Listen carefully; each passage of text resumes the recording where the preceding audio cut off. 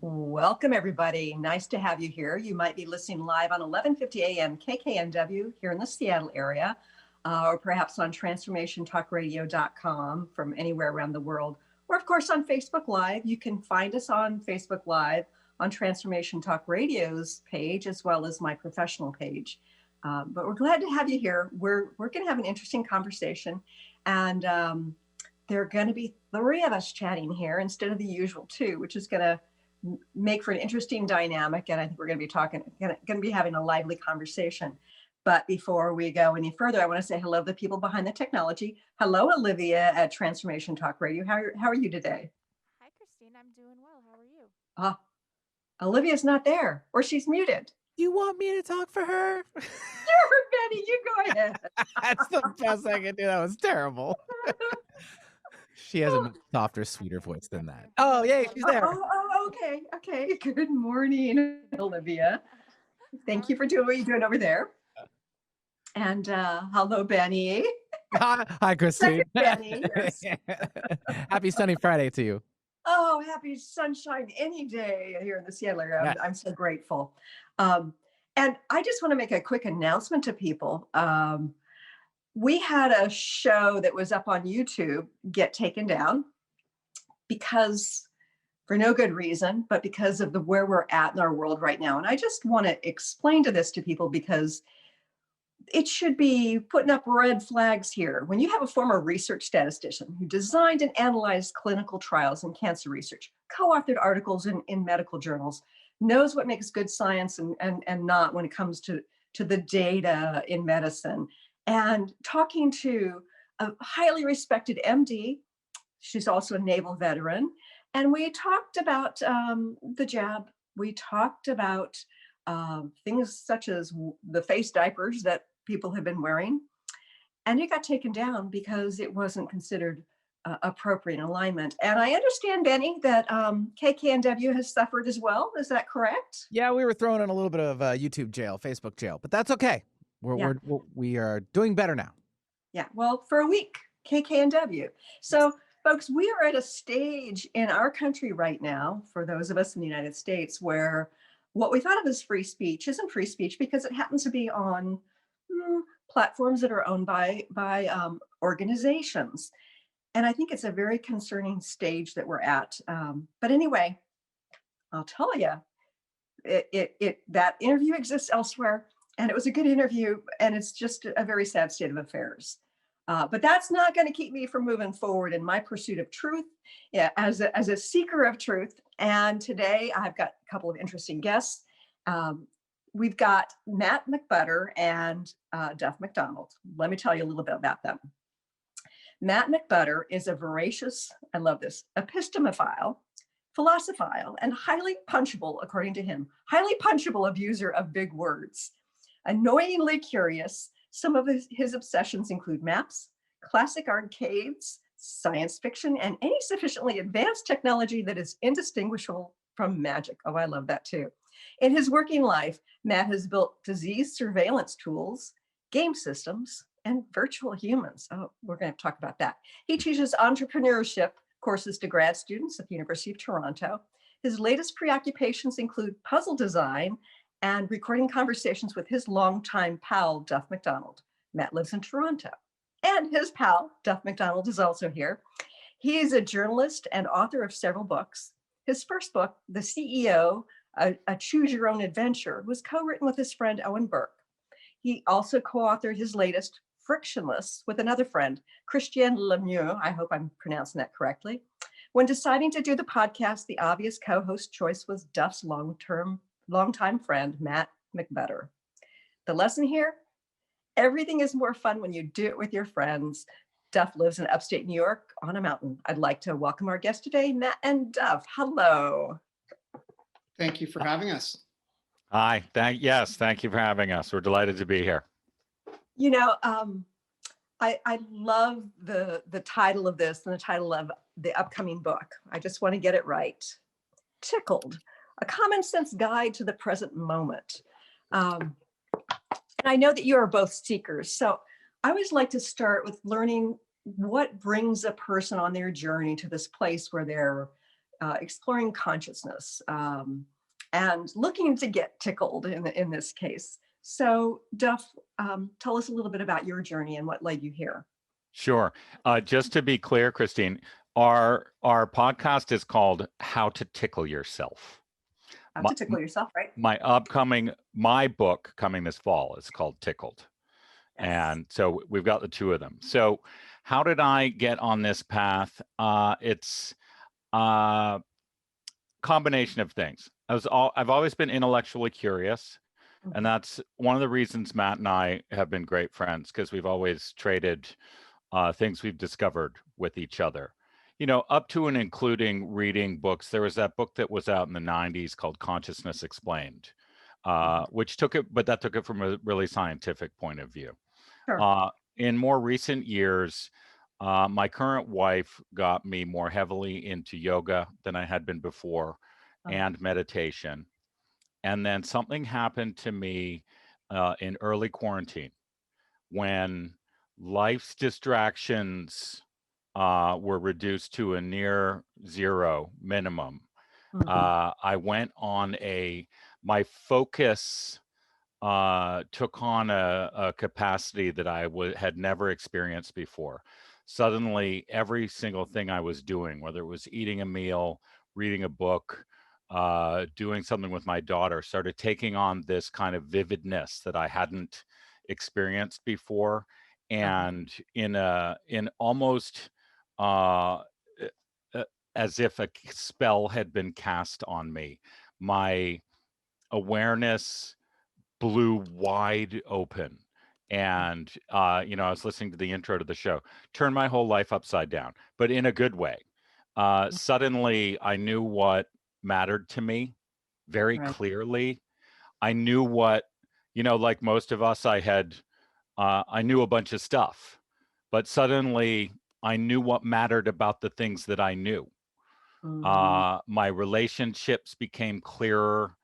My reading comprehension went to a whole other level, and suddenly I basically, in retrospect, realized I was more in the moment than I had ever been before. So how did I get here? I guess I was laying some groundwork, but it came out of nowhere. Yeah, as so many awakenings do, right? Yeah. Yeah. How about you, Matt? I guess at the start of COVID, during kind of the initial lockdown, Duff and I started talking more regularly than we had been for a long time. We're old friends, actually went to high school together, so had a 35-year-long friendship. And we had always traded readings, word origins, ideas, just things that we both found interesting. Music, we traded them for years. And Duff, I guess in the course of this sort of spiritual awakening he was having, said, I want to write about this, and I would like to have I think I would like to do a podcast about this. And I guess that we started kind of workshopping what format the podcast would be in then, which was about April of 2020, and sort of carried on through the summer, and we started recording in the fall. I'm a little bit more of a skeptic, maybe a little bit more of a scientific leading thinker. And so I think one of the main, things that interest me is debate, and is, discussing these things in a lively way. And Duff and I, we agree on some things. We disagree on many things. And I think we disagree in a very respectful way. And we spar, we argue, we have different perspectives on these things, and yet we're still, the best of friends. I love that, Matt, because I think about what's happened here in the United States and to a certain degree, many places around the world over this last year and a half, or actually 4 or 5 years, where there's this huge polarity where discussion doesn't happen. Debate, like honest, healthy debate, doesn't happen. And there's so much that can come from it. I mean, I love when somebody can debate me and change my mind, because that back and forth discussion is an opportunity for me to either understand my own perspective more deeply and ground it a little bit more, or change my mind, you know? And I love that you've got the sort of the more scientific background. I'm a former research statistician who ended up going into healing after having a health crisis. So it's, you know, I appreciate, you know, both sides of the brain, so to speak. Mm-hmm. So Duff, I know you've written, you know, some books, and was it your idea to create the podcast, or was it Matt's? It was both of us. So what happened was I had signed a contract to write a book for HarperCollins in December 2019 called The Precision Paradox. And the thesis of it was basically that we have lost the compass in Western society. We are seeking meaning in precision and too much focus on data. And when COVID hit and the tsunami of COVID data started washing over us, I was talking to my wife and I was saying, I got to start writing this book. I wasn't supposed to write it for another year and a half, but this is it. This is the precision paradox playing out right in front of us. Right. And then when that awakening hit, the fundamental change in me was I suddenly realized that it was just like everything else I had ever written about, really. I was engaging in mirroring. I was pointing at other people saying, you don't understand. And I was really talking to myself. And I suddenly realized that a career of writing about other people's obsession with numbers had basically resulted in a career about writing about an obsession with numbers. And I was telling Matt about it, and I was saying, this is crazy. You know, I suddenly realized that I'm the guy I'm criticizing this whole time. And I said, I want to talk about what's been going on. And I had first called him because Matt is, you know, as you heard in his bio, he's a tech guy, right? He does disease tracking software, virtual reality stuff. And I originally called him just to see if I could get his thoughts on how I might need to set it up. And we're talking through some stuff. And one day I said, so, you know, what should the podcast be? And his answer was, I think we're doing it right now. We're having and he's like, I think all we need to do is hit record. And so that too was also a revelation for both of us, actually, which was that what you really need to focus on if you want to stay present is what it is that you're doing right now. And you don't want to talk about what other people are or aren't doing. You don't want to spend all your time in a theoretical future. If you want to get to the truth of some topic that's meaningful to you, you want to stay in the present, in your mind and in your discussion. And we realized, our talking about this is the podcast. And you know, it turned out we put some form and structure to it, but you know, so that's why I say it's the two of us. I'm talking to him about how should I do this thing, and he responded, we're already doing it. Like, just listen to yourself speak. And it was like, aha, it was an aha moment for sure. Yeah, that's great. And one of the things that comes to mind, and I'm not exactly sure why I'm going off on this tangent, but one of the things I've had to focus on over the years is this difference between knowledge and knowingness. That, like, truth on the intellectual, rational level, the scientific level, the data analytic level, and the knowingness of what truth is within our lives and within this moment. Matt, I know that you're a science geek. Do you have those moments where you're feeling that you're less connected to the knowledge and more connected to the knowingness? I don't. I don't really have that. I mean, my sort of core feeling deep down is if I am having those feelings, that it might be even just some neurochemical something happening in my brain that is an illusion, right down to free will, to faith, to all these things. I really look at these as things that are happening to a biological organism that are sometimes beyond their simple comprehension, and may even get mistaken for for a sort of knowingness. That's just my personal view, and Duff and I differ very much on that. And okay, so Matt, you're aware that there's been all sorts of technology developed. By the way, this is my cat Luna, who's decided to join us in this conversation. Matt, I know you're probably aware of some of the scientific ways to evaluate the electrophotons, the biophotons surrounding life. And I know I've not only been a statistician, I've been a subject of scientific research in a variety of ways to see if healers can affect the healing process of damaged DNA, if we can affect the light in somebody else's biofield, as scientists call auras. Same thing with our own biofields. And so how do you piece that into your model of reality? I'm always looking, I'm very much scientific method. And so I'm always, I'm very interested in and open to reviewing any of that evidence, any of that scientific literature.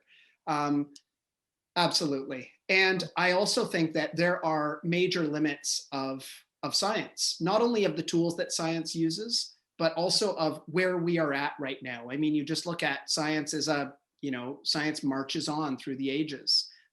Where our understanding was in theoretical physics 50 years ago or 100 years ago has changed so absolutely, like so much, right? Fundamentally. And that will continue to change. Yeah. And as that evidence is presented to me, I have a very open mind, and I'm willing to accept new evidence. But I feel like I do need to be I need to be convinced. I need to find it convincing. I'm a natural skeptic when it comes to those things, but I do believe, I think one of the things I think is very interesting is, studies in placebo, and how scientists often dismiss that as, well, that's placebo. It's this kind of unknown thing, but there's something going on there. And it's something that is just very poorly understood by a lot of conventional modern science. And that's where I think it's a really interesting research area, is to dig into that and find out. I mean, there are cases where people can, their power of positive thinking, people can heal themselves, and something is going on there. I believe that there is some scientific explanation. There's some evidentiary. I think that there's something happening that we just don't understand yet.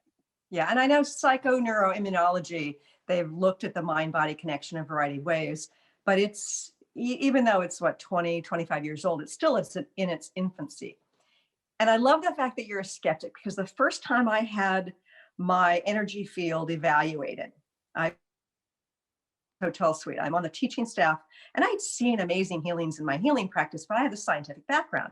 And this Russian researcher, Konstantin Korotkov, had developed this device where you put your fingertips into this device and then it maps out an energy field, a biofield around you. And I'm thinking, yeah, right. Okay. Yeah. Prove it, kind of thing. And I never got to see the data, but I got to see my own, couple of data points. They said, turn your hands off. And, once you're immersed in energy healing, your hands are never turned off, and turn your hands on. They wanted to see a before after. And in the before, there was this huge gaping hole over on the outside of my right thigh. And I'm thinking, and then when my hands were turned on, that filled in, my whole energy field was larger. And I'm thinking, why, Mike? I don't have anything going on over there. And then I realized afterwards, oh, I had cargo pants on, and in that side pocket, I had my cell phone. So in the before, there was this huge gaping hole where my cell phone was, but when my hands were turned on, it was gone. So I thought, okay, well, maybe there is something to it. But I think it's important to ask the question, is this legitimate? What is truth? How do we evaluate truth? So Duff, Hmm. when you're coming from this place of awakening and having discussions with Matt, the scientist, how does it help you to expand your perspective on reality? To talk to Matt. Yeah. Well, we have an episode in the podcast called Always Be Wondering, Mhm. right? So you don't want to the risk to any human mind or intellect is when you conclude that you know all you need to know, Mhm. right? And because Yeah. that prevents growth. So um, always keep an open mind and to be receptive for new ideas. But to go back to your question you asked Matt about how do you know the difference between knowing and knowledge. Mhm. My favorite example of that I read in a book last fall where they said they're talking about direct perception versus via intellect, and they said, do you think you're alive? No, you know you're alive, Mhm. right? So what do you know that deeply?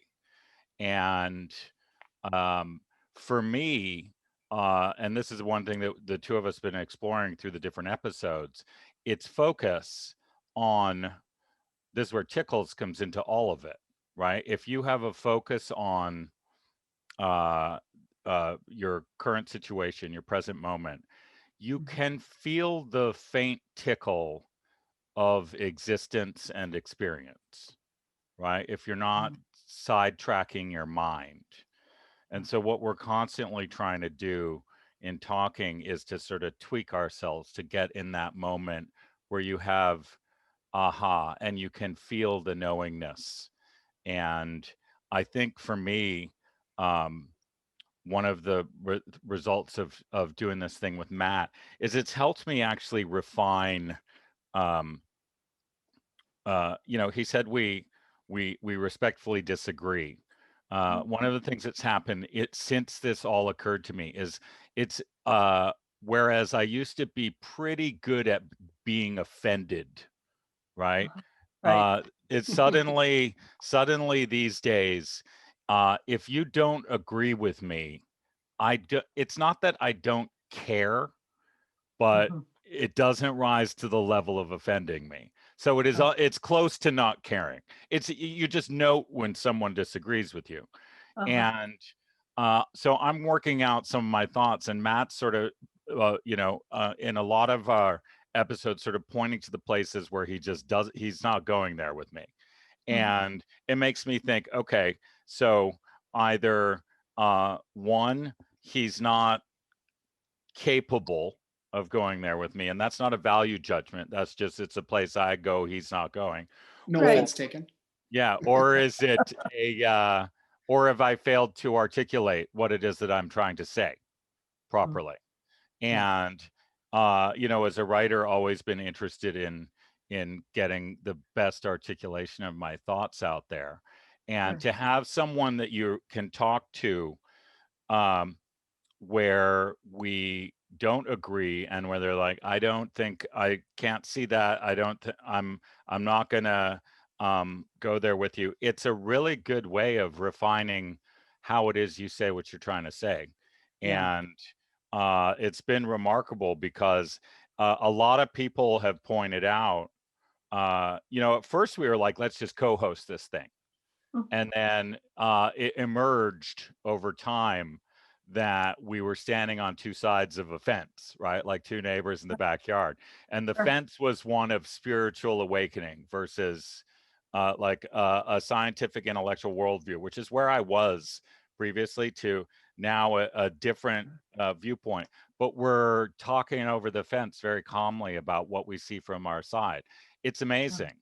You obviously seekers clearly, and I have this desire, want to talk to other seekers about Right. the stuff that they're experiencing or they think, but it's just as valuable talking to someone who's basically calling BS on or saying I don't see that, and you have to say, Mhm. okay, How am I saying this, and is there a better way I can say it? Mhm. And I think you bring up a really important point, Jeff, about how we need to be okay with not convincing somebody or not, having somebody not understand our perspective or agree with our perspective. And to me, that's one of the key points of spiritual awakening is letting go of that darn attachment, Yeah, and acceptance. I used to be infuriated if someone couldn't see things the way I could, Uh-huh. right? Sure. It's like, Yeah. what is wrong with your brain? Why can't you follow this? This is logical, rational, reasonable. If someone Right. didn't agree, I would accuse them of being obtuse or intentionally not understanding. Right. And but absolutely, on the other side of this, it's like, we all have subjective points of view and a different internal mechanism. Mhm. And I suddenly became absolutely capable of accommodating someone else's point of view. Yeah. Whereas before I just couldn't understand how you couldn't see clearly. If you look in our politics in this country, it's same thing. Both sides are outraged at the inability of the other side to see things the way they do. Uh-huh. And, if we could get past that sticking point, then we Yeah. could talk, but we can't Right. seem to get past that in the first place. Yeah. Yeah. And one of the things I've noticed about the politics is there's so much that's not displayed and expressed. So this debate goes on without either side really understanding some of the truth of the other side. So without like seeing that through the media, without being willing to listen to it, both sides, they're never going to agree and they're never going to come to any sort of place of truth because the truth is being, avoided, suppressed. It's a sad state of affairs. We're going to go to a quick break, but when we return, we're going to be talking to Matt and Duff about what it means to be tickled, and who knows what else we're going to talk about. Stay tuned for more here on the Christine Upchurch Show.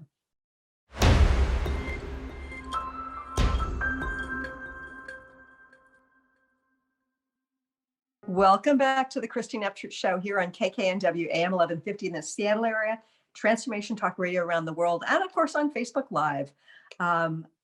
I've got two wonderful guests today, and Matt and Duff we've been talking about various things about both consciousness and intellectual development and trying to, come to some sort of understanding of how those are connected. Matt, you guys in your podcast, you use the term tickled. What does it mean to you to be tickled?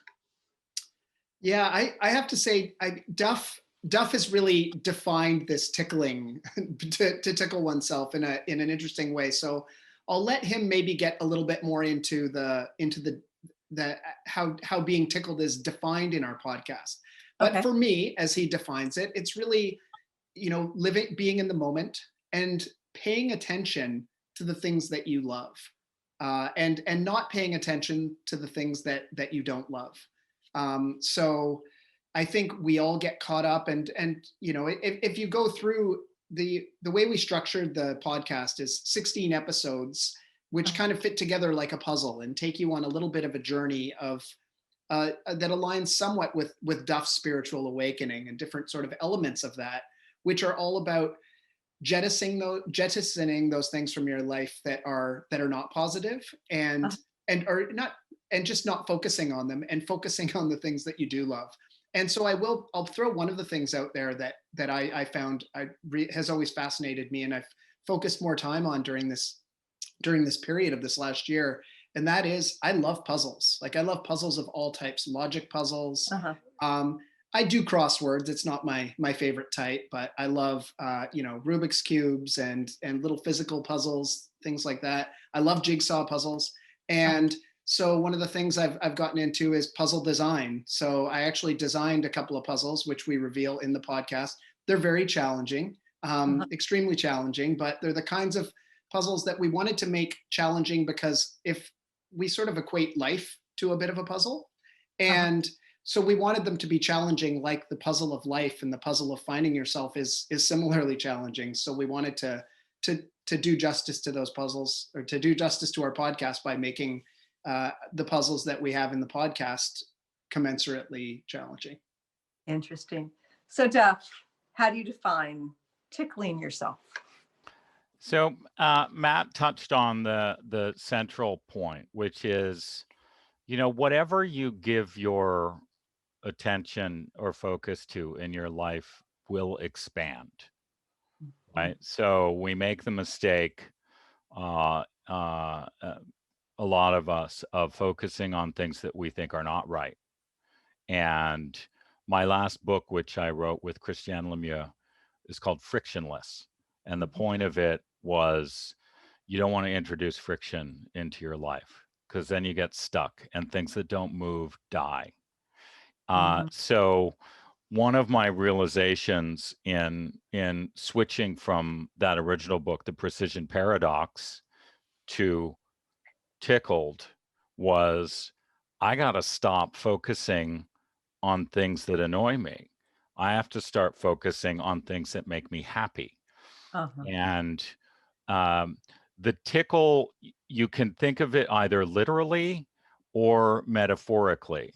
But for example, I have a recent hobby of making my own kombucha at home. And in fact, last week, bought a kegerator, a little mini kegerator, so that we can go pro. We're putting it in kegs now. And I went down the rabbit hole about thinking about what is kombucha. How can it be so many flavors? What is it about this thing that sort of carries the essence of flavors as opposed to, say, juice? And realized that I was basically daydreaming about kombucha, right? I was wondering about it a lot. And that is when if you can catch yourself, the places your mind goes when it's not worried about something or trying to plan something, just like sitting there and mulling over the glory of existence, that's going to be one of your tickles. But on a more physical level, I've been a Bob Dylan fan for, since I was a teenager.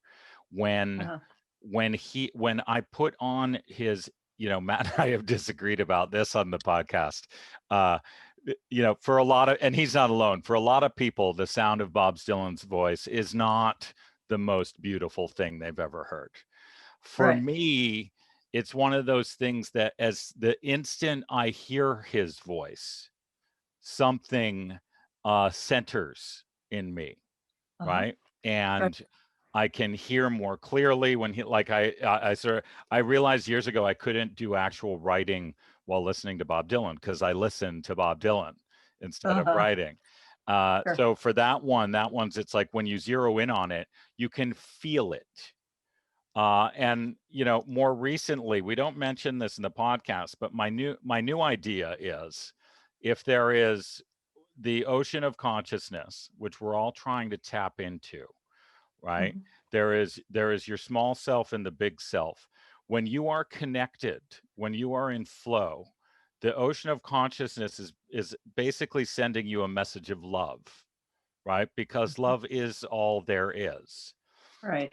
And the tickle, the reason you feel tickles inside when you are embracing your experience, is because you're getting a message basically from another dimension. It's wiggling in down from the big brain into you, and you feel it. You can feel just the joy. The yogis call it bliss. You can feel a faint echo, physical echo, or terrestrial echo of universal bliss. That's what the tickle is.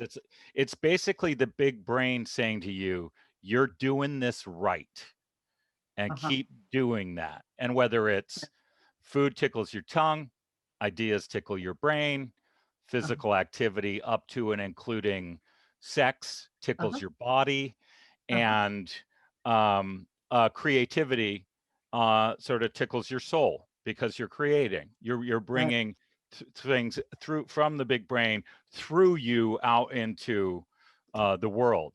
So to me, a tickle is a message from your brain, which is the big brain, telling you you are on the right path here. Chase that feeling, because there's nothing controversial. You know, when someone else is tickling you, you're at their mercy, right? So Right. that's a different situation. But when you are experiencing a tickle on your own due to your own action, right? There is nothing wrong about that feeling. It's one of the best feelings that there is, right? It's your whole being saying to you, yes. Mhm. And so basically, you know, my new plan, since this all happened, is to stop looking for people to criticize and start finding things that tickle me. And it turns Love out that. it's a way more enjoyable way to live your life. Oh gosh. So, Matt, I think about the sorts of things that you're into, and this concept of being tickled, and okay, bring it to the moment, and being fully engaged and interested and happy about it. Do you find that your intellectual pursuits can be lighthearted, or is it always a very serious thing? Yeah, yeah, often they are. And I mean, one thing you may have noticed from even my bio is I can lack a bit of focus. I'm interested in many, many, many, many things. And I mean, I do enjoy, that does tickle me. I love learning about new things I've never heard before, new branches of science, particularly, new areas of knowledge. And even if they aren't necessarily, I think what might differentiate me from a lot of, I should say, I'm a small s scientist. I'm not I'm not like a physicist, researcher, or anything like that. I have an interest in science, and a lay person's interest in science. I'm a bit more of a, Duff and I like to call ourselves we've described the podcast as an armchair philosopher and an armchair scientist having a discussion. And I do find that it does tickle me. I mean, by Duff's definition there, that sort of, I'm very curious by nature, finding out how things work, and finding out new information, even if it's not accepted by conventional science. I think that's what I was going to say, is something that might separate me from a lot of more, practicing, researching scientists, where they're not as willing to, not as open to ideas that have not been accepted by conventional science already. And that brings up the point that we were talking about I was talking about with Duff before, about attachment. It's like that scientism, that attachment to, my perspective, my perception of reality in this scientific realm is truth and can only evolve a certain direction.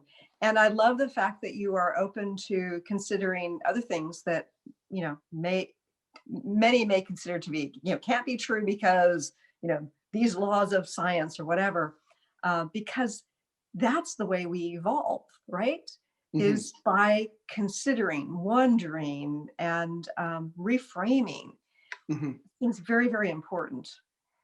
Yeah, one day the Earth is at the center of the universe, and the next day it's the sun, and then the next day it's, we're all just in this large universe, right? I mean, these things change over time. One day the Earth is flat, the next day it's a sphere. That we talk in the podcast about, the leap from Newtonian mechanics to Einstein and beyond. And I think there's sometimes, just because of where we are and when we're living, and many people seem to think, okay, we understand it all, because we do have a fairly, I think humanity has developed a fairly good understanding of many of the natural laws of the universe, but we're on a line. We're somewhere on a line, and we still have very far to go. And there are many things that science and people just will not understand using any tools, in my opinion. Are you familiar with Bill Tiller? Bill Tiller, no. He's a well-known quantum physicist. He was at Stanford. He was head of the department there, and then he left there because he wanted to explore things that weren't, within the context of sort of the approved quantum physics. And he's got his own center in Arizona. It's like psychoenergetics kind of center. Anyway, fascinating scientist, really amazing scientist. And he said, I spent a good portion of a day with him once, and he said to me that, he said, we're a lot of people think that we're going to be able to prove aspects of spirituality through quantum physics. And he said, I don't think so. I think that we're going to have to develop an entirely new field of science in order to explain it. And so you have to be willing to jump out of the box and maybe even create a new box in order to explore things. Yeah. I couldn't agree with you more. So Duff, with a spiritual pursuit, you did talk about Tickle, but Tickle to me also means a lightheartedness, being able to have some humor. Do you find that on your spiritual journey, your journey into that tickled state, that it can also be lighthearted? Oh God, yeah. That's the main reason Matt and I are both friends and now co-hosts, because we we share curiosity, but it's more humor, right? We enjoy the art of conversation. And I have always been, I wrote a book about Harvard Business School called The Golden Passport. Uh, um, and it was a serious book. It was about what I thought was moral failure on the part of our business schools. If you, it is probably the funniest book you will ever read about moral failure at business schools, right? So I've always tried to get humor into my life. I appreciate it. I think a good sense of humor in any and all situations is best. My wife, Joey, makes me laugh every day, all day. And one of the things that I've realized that we've done, and this sort of parallels a little bit with kind of the witness state of a awakening, where you can watch your own life unfold, is we're having one conversation which just is about the matter at hand, right? And then there is a second conversation, an ongoing conversation that you end up having with anyone that you know well, right? Which is the conversation behind the conversation, where you're talking to each other about something, but you throw in a humor jab that relates back to something before. So you're having sort of two levels of communication going on. And to me, the most fun to have with a friend or friends is if, when you're hanging out, spending time together, that you get the wheels of both of those turning. You talk about the things that you're talking about, and then you have fun in the way in which you're talking about them. Right. So you're trying to stay at two levels, right? You're talking about the subject, and you're focused on the conversation itself. And I use humor there all the time, right? And that's what an inside joke is, right? It's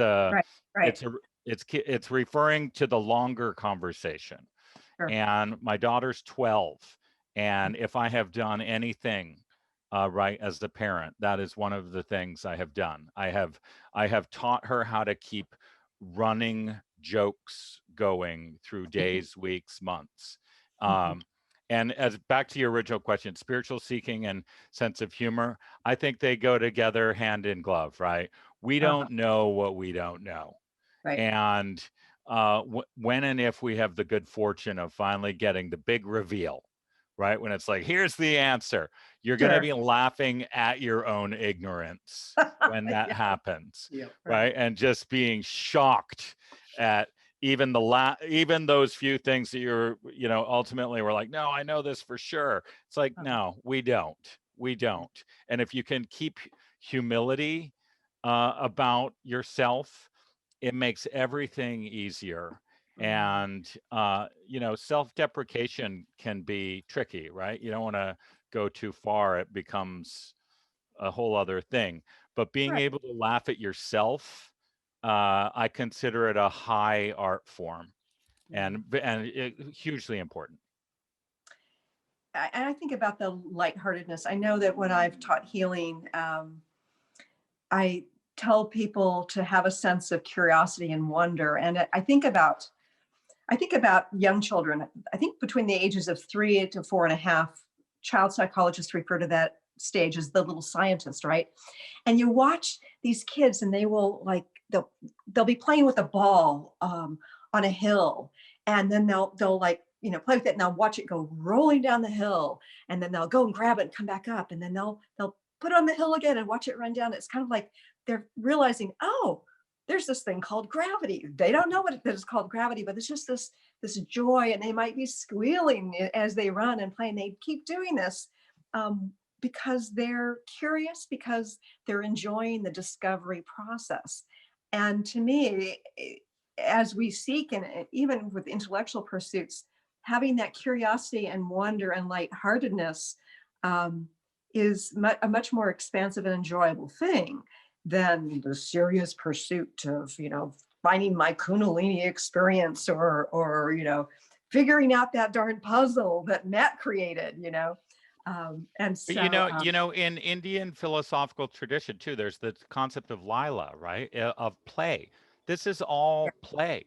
yes, And when you start trying to do a couple things, one, change other people, B, demand a change in the situation because it doesn't meet with your approval, sure. right? You're introducing friction. You're not playing anymore, right? Mhm. You're serious. But when you are open and receptive to staying present, then basically you can maximize your ability to be spontaneous, to make the right decision at that very moment and roll with it, right? Flow is play. Basically, can you stay on that energetic wave? And so I think that we get too serious about everything, right? Oh, If you want to, why should enlightenment itself be serious, right? Like that is, I have a quote at the in the acknowledgments to Tickled. I thank my mother, my late father. I said, Dad is up in heaven now, probably laughing his butt off at the fact that I finally figured out how to do this, right? yeah. So it's not, this is, it's like, you're finally with us. And the ability to say, I can't believe what I believed. Yeah. It's gotta be funny. If you're going to hold stuff against yourself, right, you're not going to get anywhere. Right. And Right. so I think the play, and up to including the play of consciousness, it's all a play, all of it. Yeah. Yeah. So, Matt, what's the website for the podcast? So you can find it. I think if you follow us on social, we are on Facebook. We're at How to Tickle Yourself. On Instagram at How to Tickle Yourself, or if you Google howtotickleyourself.com, you'll find us at Storic Media. So www.storic.com, and you can see us. You can see us right there. Okay, Matt. In a minute or less, what is it that you hope that listeners will get out of your podcast series? I hope that people will sort of join us in the seeking process. I mean, it really what our podcast is about is always be seeking. It's just always be trying to, always be trying to learn more, to understand yourself more, and to put together the puzzle of reality. And as we say in the podcast, put together. Sorry, you have to say that again. Put together the puzzle of reality. Put together the puzzle of reality, and it may never put it together, but sometimes, as we say, the journey is the destination. And Duff, in 30 seconds or less, what do you hope that listeners will get out of your podcast series? So one of the things we talk about is tickles are contagious. right? Just like giggles. We're trying to pass it on. We have an episode on Harry Potter, and someone asked J.K. Rowling, you know, where she gets her inspiration, and she said, "I have no idea." She goes, "Here's the thing: writing these books amuses me more than it amuses anyone else." Right. So if you can stay in that place, and we're still there right now, this is the most fun I've ever had in quote unquote a work product, right? Something we put out there. We're tickling ourselves, and I hope other people can feel it. And whether it gives them ideas or tickles them or whatever it is, just gives them that same feeling, right? Because if we can pass that on, then we could change the world. Yeah. Oh, and on that really important note, we're going to end the show. Thank you, Duff. Thank you, Matt. And thank you, listeners and viewers, for joining us here today. I look forward to talking to you again soon. Thanks so much for tuning in today. If you'd like to empower yourself to step further into your vibration of change, please visit my website at christineupchurch.com, where you can learn more about my insights, upcoming events, and private sessions.